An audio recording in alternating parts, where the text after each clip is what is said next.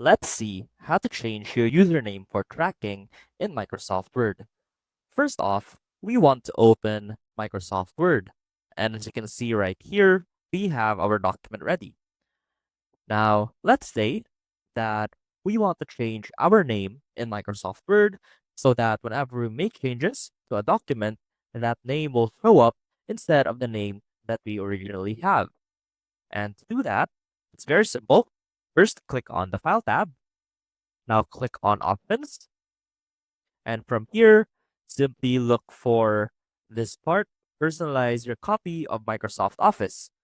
And from here, you can change your username as well as the initials that will show up whenever people see the changes that you make to the document. Now, once you're done, simply click on OK.